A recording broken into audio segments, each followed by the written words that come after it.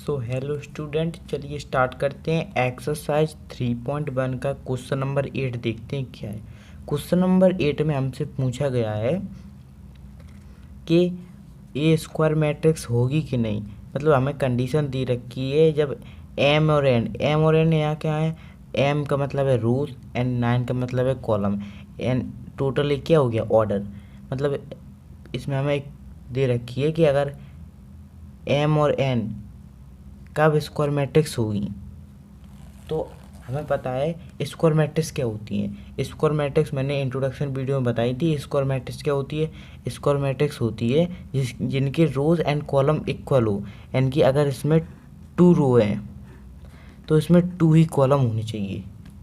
अगर इसमें 2 जैसे कि 2 4 3 2, इसमें 2 रोज हैं एंड 2 कॉलम्स हैं, तो मतलब जिसमें रोज एंड कॉलम्स इक्वल हो वो स्क्वायर मैट्रिक्स होती है। वो 2/2 की हो या 3/3 की हो। ऐसे मान ली 3 4 3 5 4 1 9 4 3। अगर वो 3/3 की है तो भी चलेगा। मतलब उसमें रोज एंड कॉलम इक्वल होनी चाहिए तो वो स्क्वायर मैट्रिक्स होती हैं। एंड रोज एंड कॉलम का मतलब क्या हुआ, यहाँ पर एम और एन इक्वल होना चाहिए। तो हमारे क्वेश्चन नंबर 8 का आंसर क्या हो जाएगा क्वेश्चन नंबर 8 का आंसर हो जाएगा एम और एन इक्वल होनी चाहिए। एन की आंसर क्या हो जाएगा, आंसर हो जाएगा हमारा सी, एम इक्वल एन। अगर उसमें रोज एंड कॉलम्स इक्वल हैं तभी वो स्क्वायर मैट्रिक्स हो सकती है।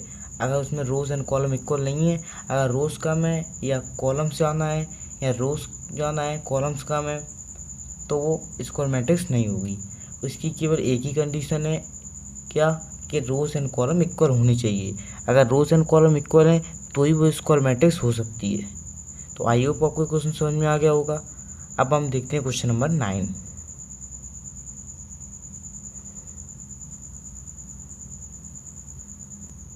अब क्वेश्चन नंबर 9 देखते हैं। क्वेश्चन नंबर 9 में हमें क्या करना है। क्वेश्चन नंबर 9 में हमें 2 मैट्रिक्स दे रखी हैं। 2 मैट्रिक्स में वेरिएबल्स दे रखी हैं और हमें ये वैल्यू दे रखी है कि इनमें से कौन सी वैल्यू पर ये दोनों इक्वल हो जाएंगी।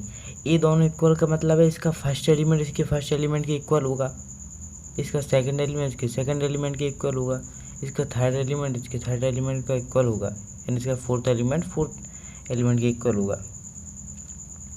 तो हमें देखना है कि 3x + 7 = 0 होना चाहिए।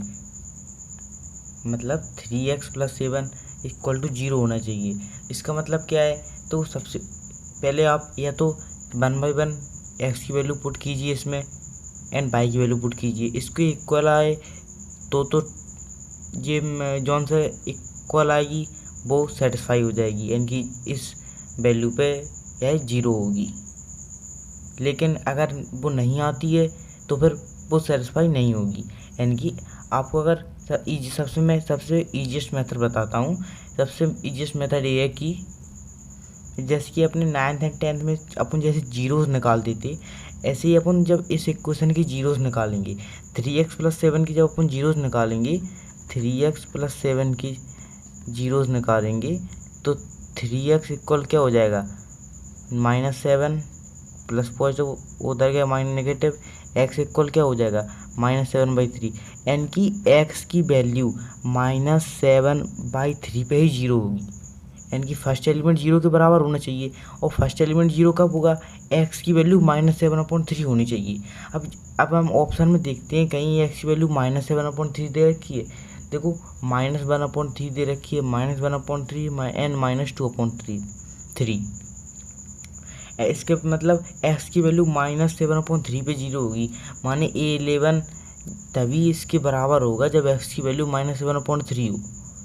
इसका मतलब कोई भी ऐसा ऑप्शन नहीं है जो सेटिस्फाई कर रहा हो, यानी कि नॉट पॉसिबल फाइंड इसका आंसर हो जाएगा।